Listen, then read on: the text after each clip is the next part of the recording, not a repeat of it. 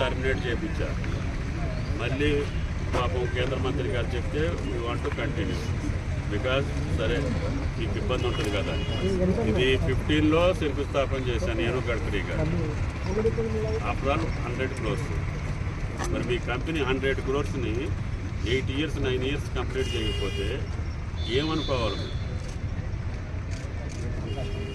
మాట్లాడితే ఉపయోగం ఉంది. This is working season.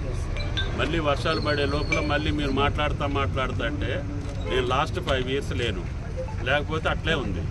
అప్పటికి మా గిరిధర్ గారితో చెప్పి ఒకసారి చేపించారు, మళ్ళీ గడ్కరీ గారితో చెప్పి మళ్ళీ ఒకసారి ప్రమోట్ చేయించారు.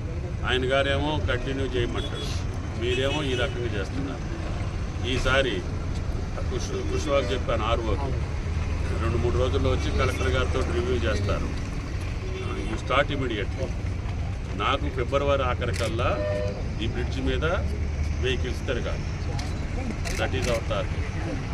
అర్థమైందా? ఎట్టి పరిస్థితుల్లో లేకపోతే మిమ్మల్ని ఇంకొక చోటైనా పట్టుకుంటా. ఈ రోడ్ ఇక్కడ నుంచి మీది అవతల ఎవరిది భద్రాచలం ఉంటుంది చెప్తలుకోరు. ఆంధ్రా నేనయ్యా ఓడి చేస్తున్నారు, ఎంతవరకు జరుగుతుంది ఇంకా ఇన్ఫర్మేషన్ ఉండాలి. మన ఏరియా ఎంత ఉంది అది అయిందా?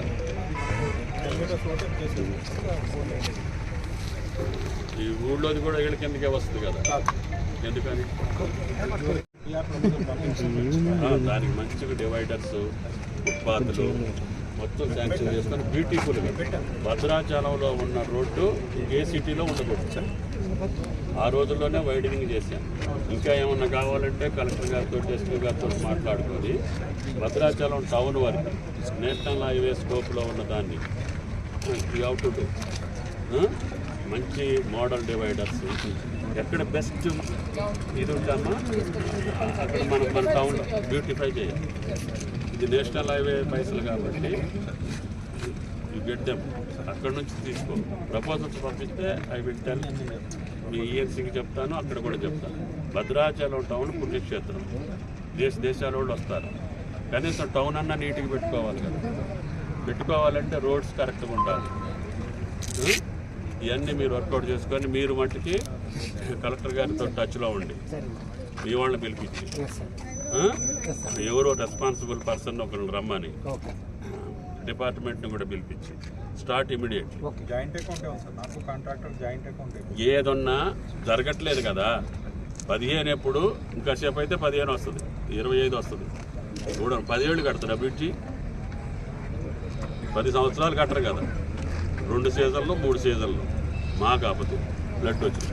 మిగతా సీజన్ మీరు వర్కింగ్ సీజన్లో ఇప్పుడు అక్టోబర్ నుంచి పని చేయొచ్చు.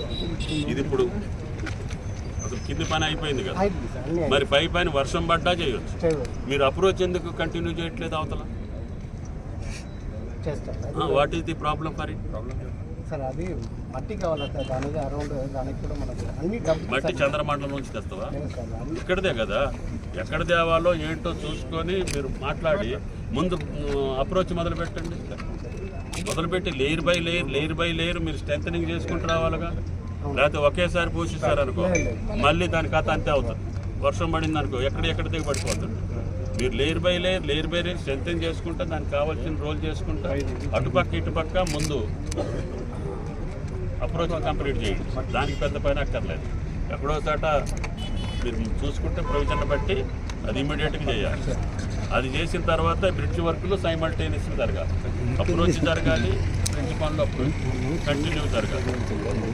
అర్థమైంది? ఇది అయిన తర్వాత మధ్యలో 2 బ్రిడ్జ్లు